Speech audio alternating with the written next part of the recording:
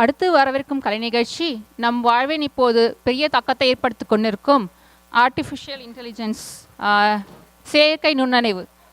அதை பற்றி தமிழின் பெருமைமிக்க வரலாறு, பண்பாடு மற்றும் எதிர்கால பயணத்தை சுவாரஸ்யமாக எடுத்துரைக்கும் வகையில் 3ஆம் வகுப்பு குறிஞ்சி மற்றும் முல்லை பிரிவு மாணவர்கள் இணைந்து வழங்கும் சிறப்பு நாடகம் ஏலியன் டு ஏஐ தமிழின் பயணம்.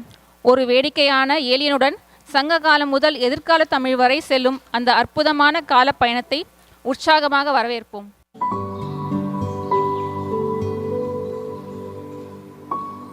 தமிழ் ஒரு மொழி மட்டுமல்ல, 1000 ஆண்டுகள் கடந்தும் உயிரோடு வாழும் ஒரு வரலாறு. சங்க காலத்தின் வீரமும் சோழர்களின் பெருமையும் பாரதியாரின் தீக்குறளும் இன்றைய குழந்தைகளின் கனவுகளும் அனைத்தையும் இணைக்கும் ஒரு அற்புதமான பயணம் இது. இன்று நாம் பார்க்க போவது ஏலியன் டு ஏஐ தமிழின் பயணம். ஒரு சாதாரண தமிழ் வகுப்பறையில் ஆரம்பிக்கும் இந்த கதை குழந்தைகளை காலப்பயணத்தில் அழைத்துச் செல்கிறது. சிபி சக்கரவர்த்தியின் தர்மம், ராஜராஜ சோழனின் சாதனை, பாரதியாரின் தைரியம் மற்றும் நாளைய தமிழின் எதிர்காலம். தமிழ் எப்படி தலைமுறைகளை கடந்தும் வாழ்கிறது என்பதை இசை, நடனம், நகைச்சுவை, உணர்ச்சி எல்லாவற்றோடும் காண வாருங்கள். அனைவரும் கைத்தட்டலுடன் வரவேற்போம். ஏலியன் டு ஏஐ தமிழின் பயணம்.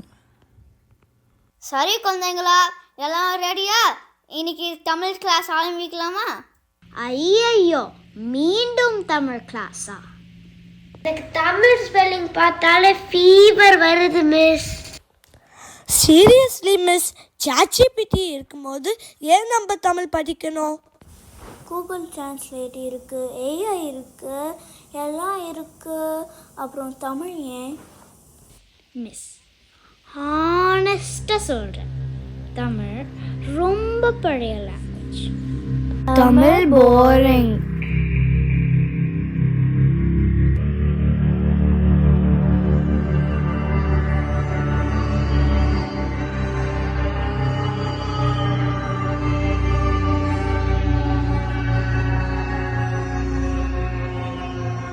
Beep beep, testing testing.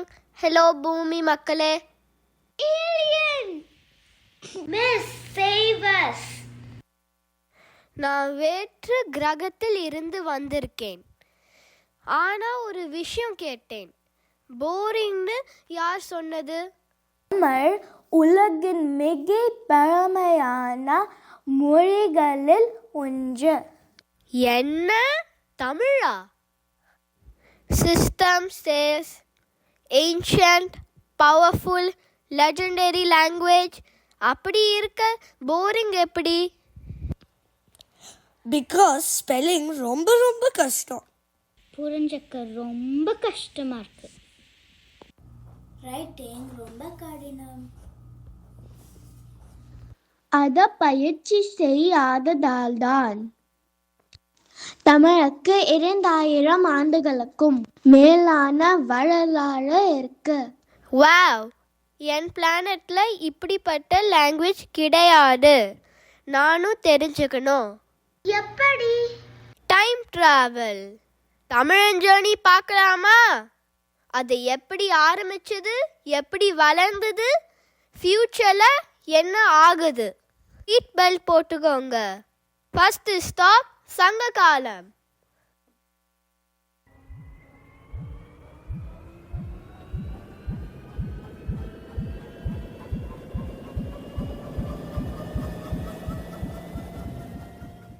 ஐயோ, நம்ம எங்க வந்திருக்கோம்?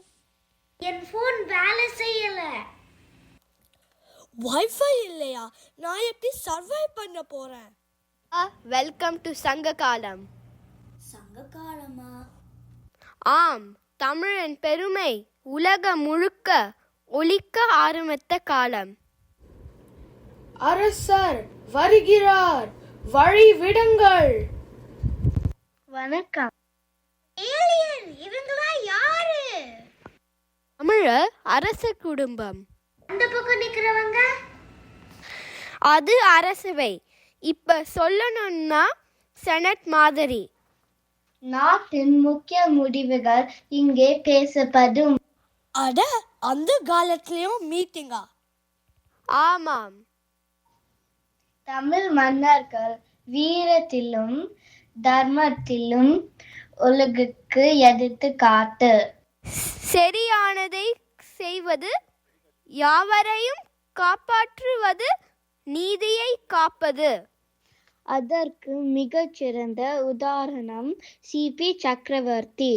சிபி சக்கரவர்த்தியா? அவர் யாரு? Legendary king.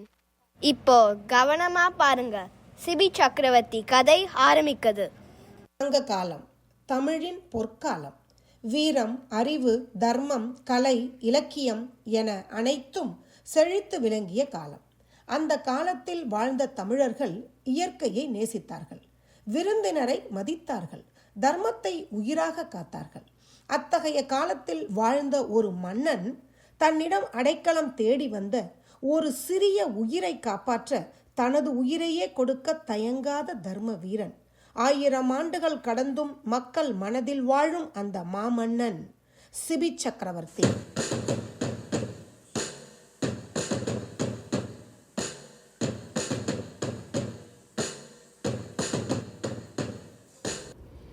என் ராஜ்யத்தில் அனைவரும் பாதுகாப்பாக இருக்க வேண்டும். என்னிடம் தஞ்சம் வந்துவரை நான் ஒருபோதும் கைவிட மாட்டேன். இது என் சபதம்.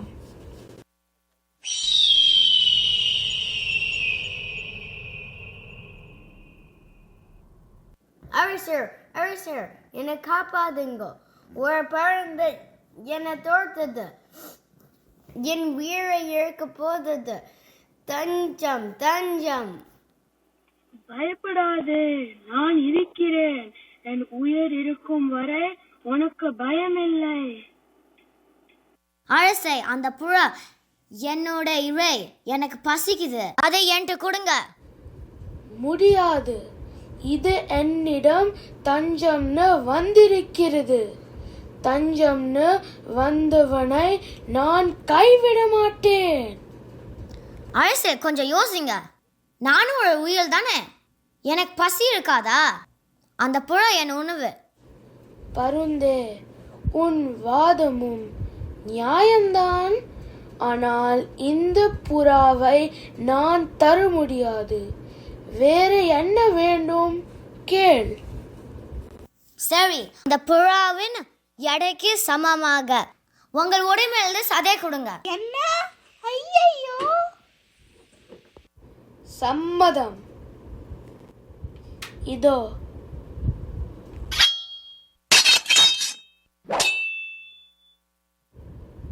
இன்னும் தரேன்.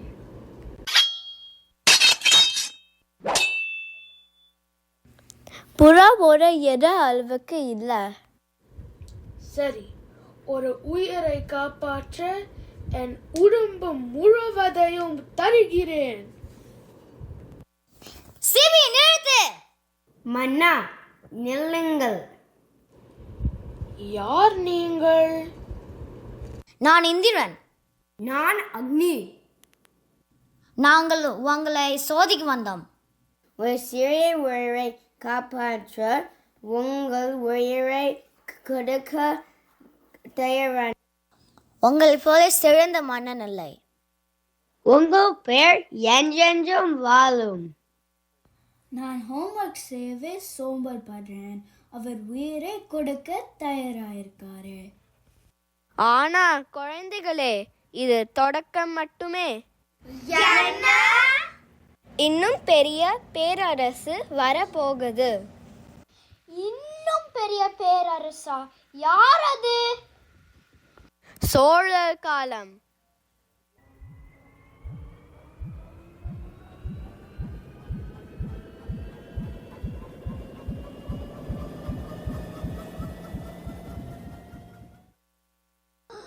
மீண்டும் வந்தாச்சு. இந்த இடம் ரொம்ப கிராண்டா இருக்கு. இந்த தடவை எந்த காலம்? சோழர் காலம் தமிழர் வரலாற்றின் பொற்காலம். வீரம், கலை, இலக்கியம், கட்டிடக்கலை என அனைத்திலும் தமிழர்கள் உலகை வியக்க வைத்த காலம் அது. அந்த காலத்தில் வாழ்ந்த ஒரு மாமன்னன் நாட்டை மட்டுமல்ல மக்களின் மனதையும் வென்றவர். கல்லால் கவிதை எழுதி கோவிலால் வரலாறு படைத்தவர். 1000 ஆண்டுகள் கடந்தும் பெருமையுடன் நிற்கும் அந்த மாமன்னன் ராஜராஜ சோழனின் அவையில் நடைபெறும் ஒரு சிறிய நிகழ்வை இப்போது காண்போம்.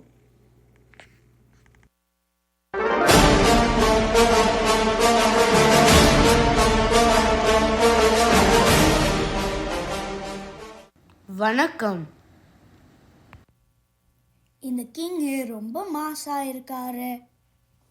இவர் என்ன ஸ்பெஷலா பண்ணாரு?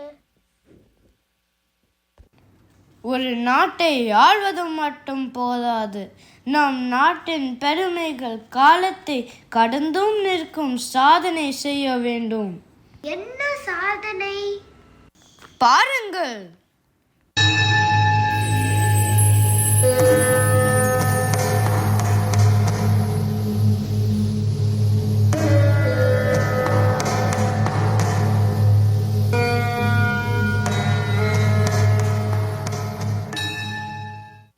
இது தஞ்சாவூர் பெரிய கோவில். இது மிகவும் உயரமான கோபுரம் கொண்ட ஆலயம். அதன் மேல் ஒரே கல்லால் செய்யப்பட்ட கலசத்தை உயரத்தில் வைப்பது மிக கடினமான சாதனை. வாவ்! இவ்வளோ பெரிய கோயில் அப்போ கட்டினாங்களா? கல்லை கல்லோடு பொருத்தி அறிவால் கட்டிய கோவில் இது. கிரேன் இல்லாம, சிமெண்ட் இல்லாம? ஆம், அதுதான் தமிழர்களின் திறமை. இன்ட்ரெஸ்டிங். எவ்வளோ உயரம் கட்டுனீங்க? 216 அடி. மாடர்ன் என்ஜினியர்ஸ் கூட சர்ப்ரைஸ் ஆவாங்களே. எக்ஸாக்ட்லி. ஆனால் சோழர் காலம் கட்டிடக்கலையால் மட்டும் புகழ் பெறவில்லை, மற்ற கலைகளும் வளர்ந்தன. என்ன கலை? பரதநாட்டியம்.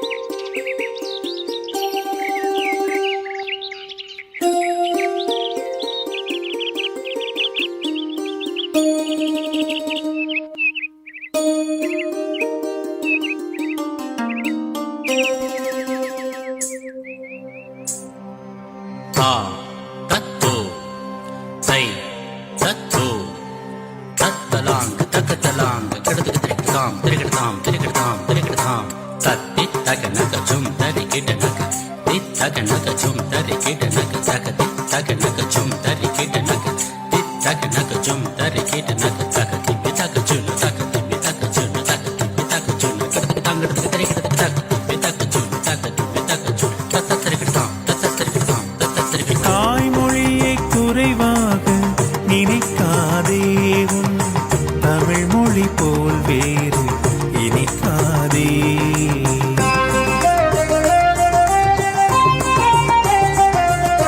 தாய்மொழியை குறைவாக நினைக்காதே, உன் தமிழ் மொழி போல் வேறு இனிக்காதே. தூய தமிழ் கலைகளினை மறக்காதே, அதன் உண்மையினை அறிந்து வியக்காதே. தூய தமிழ் கலைகளினை மறக்காதே, அதன் தொன்மையினை அறிந்து வியக்காதே.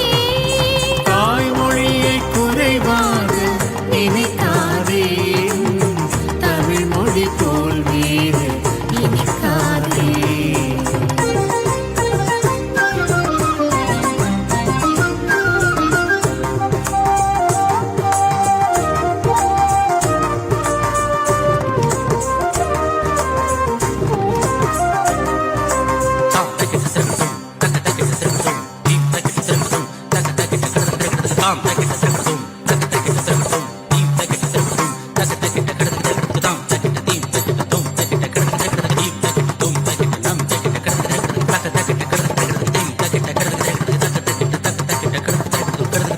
தாய்மொழியை குறைவாக நினைக்காதே, உன் தமிழ் மொழி போல் வேறு இனிக்காதே.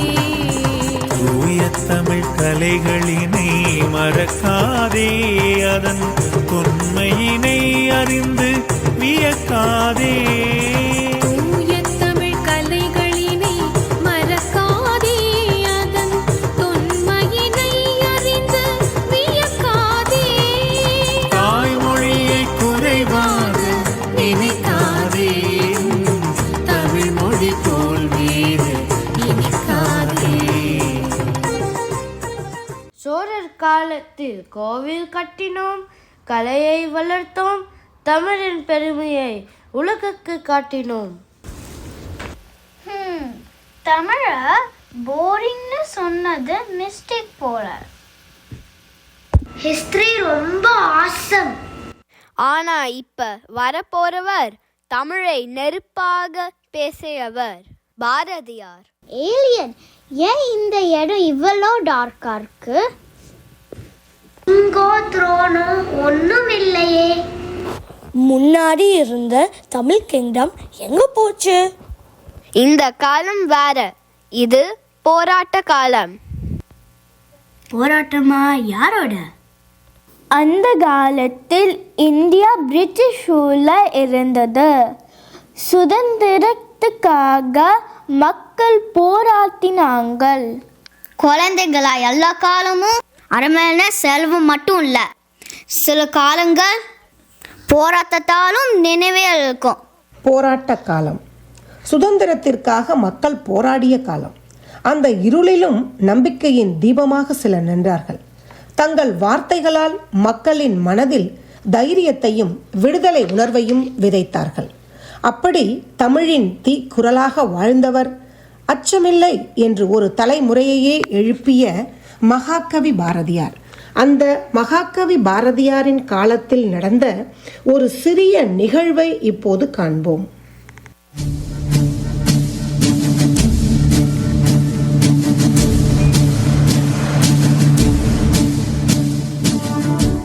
என் குடும்பத்தை மீண்டும் பார்க்க முடியுமான்னு தெரியல, எனக்கு பயமா இருக்கு. நாம எங்கேயே தோற்றுட்டோம். இப்போ இருக்க நிலைமையில பிரிட்டிஷ் இருக்கிறது ரொம்ப கஷ்டம். நம்மளால மேயாது, நம்ம ரொம்ப சோர்ந்து போயிட்டோம். சார் சொல்றது முடியாதுன்னு. ஆனா ஐயா, நாம என்ன பண்ண முடியும்? பாட்டு பாட முடியும், தைரியம் எழுப்ப முடியும். இந்த சங்கிலி என் கைகளே கட்டலாம், ஆனால் என் மனதை கட்ட முடியாது, என் வார்த்தையை கட்ட முடியாது. இப்ப எனக்கு ஒரு நம்பிக்கை வந்துருச்சு.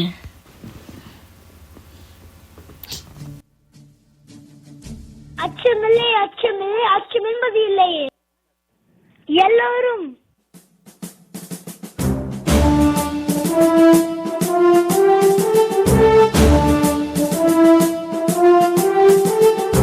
அச்சமில்லை, அச்சமில்லை, அச்சம் என்பதில்லையே. அச்சமில்லை, அச்சமில்லை, அச்சம் என்பதில்லையே. அச்சமில்லை, அச்சமில்லை, அச்சம் என்பதில்லையே. அச்சமில்லை, அச்சமில்லை, அச்சம் என்பதில்லையே. இச்சகத்து உள்ளோரெல்லாம் எதிர்த்து நின்ற போதிலும் அச்சமில்லை, அச்சமில்லை, அச்சம் என்பதில்லையே. துச்சமாக வெண்ணி நம்மை தூறு செய்த போதிலும் அச்சமில்லை, அச்சமில்லை, அச்சம் என்பதில்லையே. இச்சை வாங்கி உண்ணும் வாழ்க்கை பெற்று விட்ட போதிலும் அச்சமில்லை, அச்சமில்லை, அச்சம் என்பதில்லையே.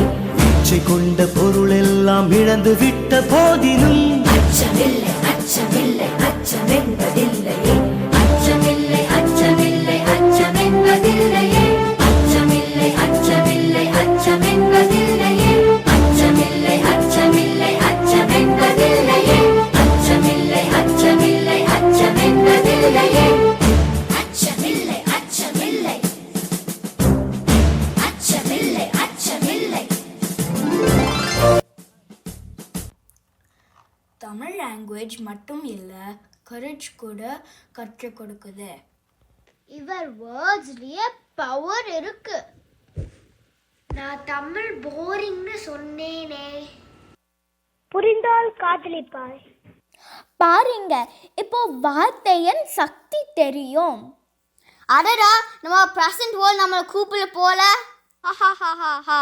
நெக்ஸ்ட் ஸ்டாப் பிரசன்ட் டே.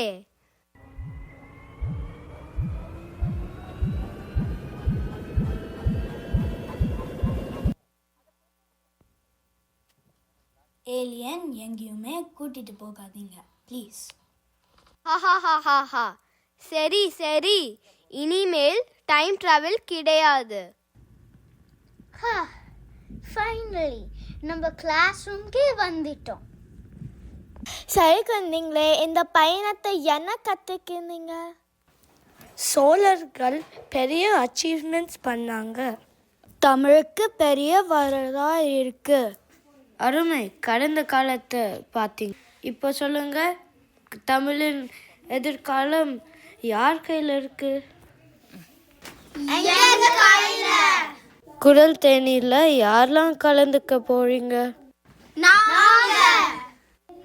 தமிழ் தேநீர் யாரெல்லாம் கலந்துக்க போறீங்க? தமிழை உலகம் முழுவதும் கொண்டு செல்ல போகுது யாரு?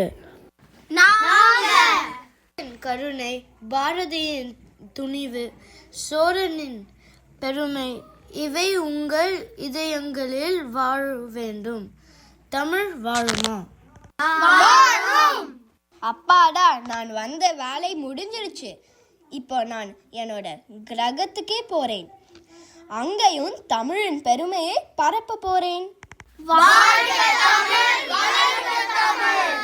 இன்றைய இந்த ஏலியன் டு ஏஐ தமிழின் பயணம் நிகழ்ச்சியில் அற்புதமாக நடித்த அனைத்து குழந்தைகளுக்கும் எங்கள் இதயம் கனிந்த பாராட்டுகளும் நன்றிகளும். உங்கள் திறமை, தைரியம், முயற்சி ஆகியவை இந்த நிகழ்ச்சியை மேலும் சிறப்பாக்கின. இந்த பயணத்தில் குழந்தைகளை வழிநடத்திய ஆசிரியர்கள் சஜினா, லாவண்யா, ஆனந்த், சுகந்தா, கனிஷ்கா மற்றும் ஷஷ்வத் அவர்களுக்கும் எங்கள் மனமார்ந்த நன்றிகள். மேலும் இந்த நிகழ்ச்சிக்காக தங்கள் நேரம், உழைப்பு மற்றும் அன்பை வழங்கி துணை நின்ற அனைத்து பெற்றோர்களுக்கும் நண்பர்களுக்கும் எங்கள் இதயம் கனிந்த நன்றிகள். தமிழின் பெருமையையும் பாரம்பரியத்தையும் அடுத்த தலைமுறைக்கு எடுத்துச் செல்லும் இந்த பயணத்தில் அனைவரின் பங்களிப்பும் அளவிட முடியாதது. வாழ்க தமிழ், வளர்க தமிழ். நன்றி.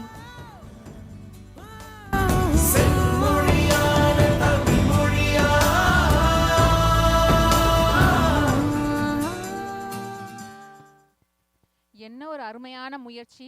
ஒரு சிறந்த திரைப்படம் பார்த்த தாக்கம் இருக்கிறது. நம் தமிழின் பயணத்தை ஏலியன் முதல் ஏஐ வரை நல்லா அழகா அருமையாக நிகழ்த்தி காட்டியிருக்கிறீர்கள் மாணவர்கள் மற்றும் வகுப்பு ஆசிரியர்கள்.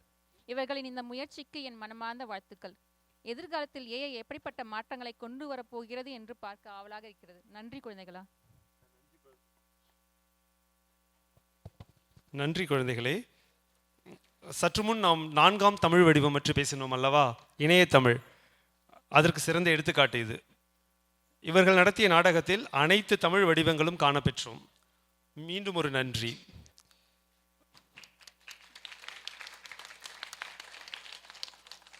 மூன்றாம் வகுப்பு குறிஞ்சி முல்லை மாணவர்கள் நடத்திய இந்த தமிழின் பயணத்தில் பங்கு பெற்றோர் நிதுலன் மலரவன், அதித்தி நாராயணமூர்த்தி, ஆராதனா ராம்குமார், சங்கமித்ரா முத்துக்குமரன், ஜிதின் கோபிநாத், தியா ராதாகிருஷ்ணன், நிரல்யா தமிழரசன், மித்ரா கோவிந்தராஜு, அர்ணவ் சரவணபாபு, ஜேடன் ரோனால்ட், சைந்தவி சிங்காரவேலு, வாகை ஸ்ரீ, ஆதிரா தேசிங்கு, ஆருத்ரா தேசிங்கு, ஆதியா குமார், நேத்ரா துளசி, ரியா நாகேந்திர பாண்டியன், லயா ரவி, நிகில் அருள்குமார், ஸ்ருதி சுப்பிரமணியம், அர்ஜுன் அஸ்வின், பிரதீக் ஜனார்த்தனன்.